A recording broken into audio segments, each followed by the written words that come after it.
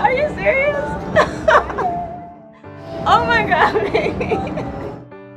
What the heck? So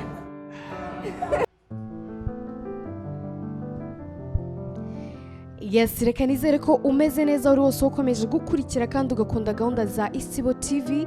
Amazina yanjye nitwa Uwababyeyi Sonia Lola. Kuri no munsi nkaba nabateguriye icyegeranyo kivuga ku munsi w'abakundana abenshi tuzi nka Saint Valentin. Amateka y'umunsi wa Saint Valentin yatangiye mu bihe byo hambere mu kinyejana cya gatatu mu bwami bwa Rome ubwo bwari buyobowe na Claudius wa kabiri Gocius. Nyuma yaho aza guhabwa izina rya Claudius w'umugome kubera ukuntu yakundaga intambara ndetse no kubera ukuntu yayoboraga akoresheje igitugu.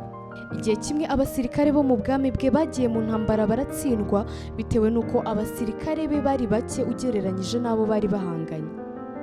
Nyuma yo gutsindwa nibwo babonye ko bakeneye abandi basirikare bashya kandi benshi b'abagabo bavuye mu gace kabo, ari nabwo batangiye kujya bajya mu baturage batandukanye gushaka abasirikare bashya cyangwa se abantu bifuza kujya mu gisirikare. Muri urwo rugendo rwabo rwo gushaka abasirikare bashya muri ako gace kabo, abagabo benshi banze kujya mu gisirikare bitewe n'uko batinyaga gupfa ndetse no gusiga imiryango yabo.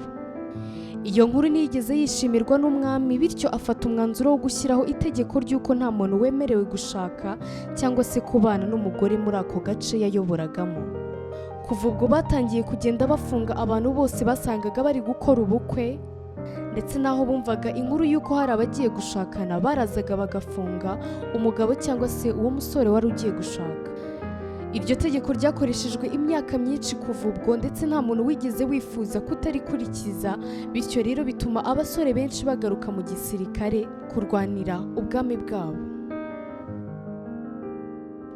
Nubwo abantu benshi batigeze bica iryo tegeko, hari umupadiri witwaga Valantine utarabyumvaga neza, bityo akajya asezeranya abakundana mu ibanga ndetse rimwe na rimwe yabasezeranyaga ari babiri gusa, ari naho bivugwa ko muri Amerika havuye umuco w'uko abantu bakora ubukwe ari bakeya. Ntibyatinze umwami amenya inkuru y'uwo mupadiri, arangije atanga itegeko ryo kumuzana, bakaza bakamufunga ndetse bakanamuhanisha igihano cy'urupfu. Icyo umwami yategetse nicyo cyabaga, baje gufunga uwo mugabo witwa Valentine. Gusa nanone mu gihe cyo gufungwa cye abantu batangiye kujya bamwohereza indabo z'umutuku bazinyujije mu idirishya rya gereza mu buryo bwo kwerekana urukundo bari bamufitiye. Uwo musore Valentine yasabwe gusaba imbabazi inshuro nyinshi kugira ngo ntiyicwe, gusa arabyanga kuko yumvaga nta cyaha yakoze kandi akavuga ko ibyo yakoraga ari iby'Imana yamusabaga. Nyuma y'iminsi mike nibwo umunsi wo gupfa wa Valentine wageze, maze ababishinzwe bakora ibyo bagombaga gukora, bica uyu musore Valentine azize gusezeranya abantu bakundana mu ibanga bitari byemewe n'ubwami bwari buriho. Umubiri w'uyu musore Valentine bawushyinguye impande z'urusengero ku itariki 14 z'ukwa kabiri. Valentine yatanze ubuzima bwe kugira ngo yitangire abantu bakundana, ndetse kandi nubwo bishe umuntu ntibigeze bica roho ye.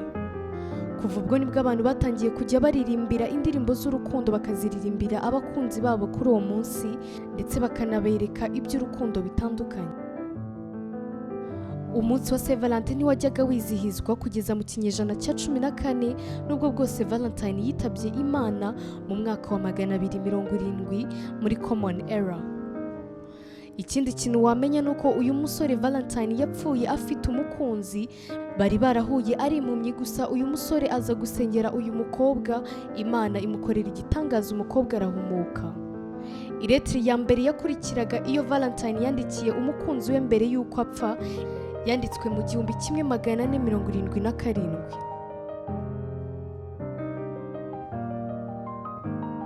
Reka noneho tuve ku mateka ya Saint Valentin turebere hamwe facts about Valentine's Day, cyangwa se bimwe mu bintu bivugwa ku munsi wa Saint Valentin ushobora kuba utaruzi.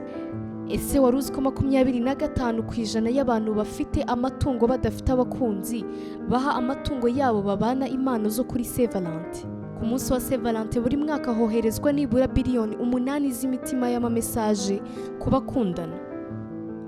Akenshi iyo abantu bakundana cyane aba babona babita love birds cyangwa se inyoni z'urukundo. Ese wari uzi ko habaho koko inyoni zitwa love birds? Mu minsi yo kwizihiza umunsi wa Saint Valentin, abantu bakora ibijyanye n'indabo batera indabo z'amaroza zo gutanga zingana na miliyoni 250. Ku munsi wa Saint Valentin, igitsina gabo gitakaza amafaranga menshi ugereranyije n'igitsina gore cyangwa se abagore muri rusange. Mu kinyejana cya 5 nibwo Pop wari uriho witwaga Pop Galatius yatangaje ko hagomba kuba umunsi wa Saint Valentin. Mu Buyapani, igitsina gore nicyo giha igitsina gabo shokora ku munsi w'abakundana. Ikindi kandi ushobora kuba utaruzi nuko 60% y'abantu batuye isi bohereza message za Saint Valentin, dore yewe nubwo baba badafite abakunzi. Tugana ku musozo, reka turebere hamwe impano 5 ushobora kuba waha umukunzi wawe w'umukobwa kuri Saint Valentin. Ikintu cya mbere umugabo cyangwa se umusore adakwiye kwibagirwa ni indabo. Igitsina gore gikunda ibintu bisa neza, ndetse kandi Valentines Day akenshi yerekanwa mu ishusho y'indabo n'imitima. Ushobora nanone kwerekana urukundo rwawe ukoresheje ibipupe, kubera ko abagore benshi bakunda ibipupe cyangwa se utuntu duteye impuhwe. Gusa muri ibyo bipupe hakaba harimo ibara ry'umutuku bikurikijwe n'amagambo y'urukundo cyangwa se byanditseho amagambo y'urukundo.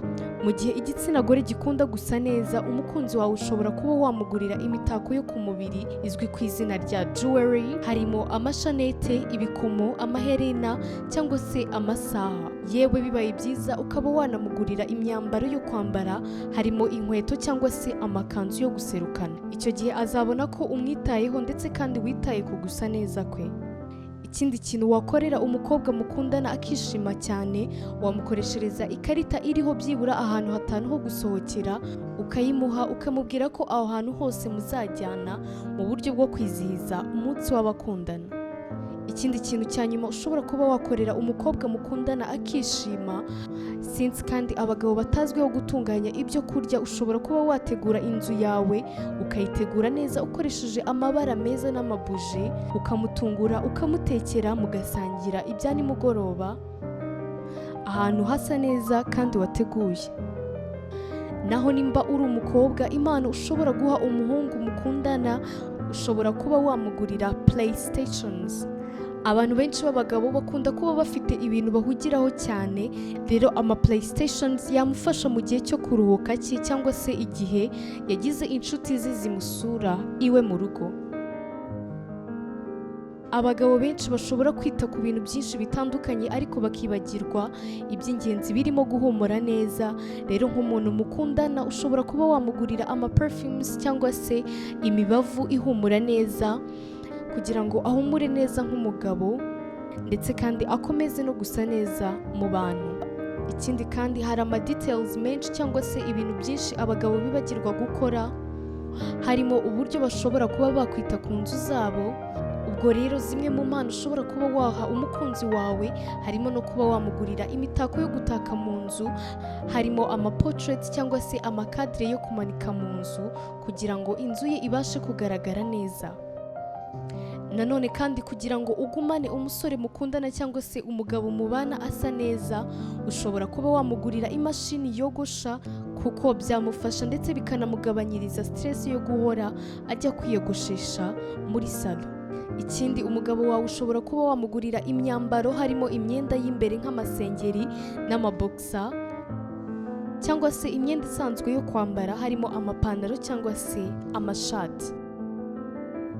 Reka nizere ko mwaryohewe n'ibyo nabagejejeho ku munsi wa Saint Valentin. Amazina yanjye nitwa Uwababyeyi Sonia Lola. Mbibutsa ko umunsi wa Saint Valentin utwibutsa kugira abantu dukunda, ukanerekana ishusho nziza y'ingo zizubakwa cyangwa se ziri kubakwa. Ndetse kandi mu bijyanye na Bibiliya, nta kintu Bibiliya ivuga kuri uyu munsi wa Saint Valentin, kubera ko uyu munsi waje cyangwa se watangiwe kwizihiza mu kinyejana cya 14. Gusa nanone Bibiliya ifite byinshi ivuga ku rukundo ndetse binafasha abakundana kugumana. Si ibyo gusa kandi, uyu munsi ni umunsi wizihizwa n'abakristo bitewe n'uko uyu mugabo Valentine yari umwe mu bantu bihaye Imana ndetse akaba n'umutagatifu Valentine.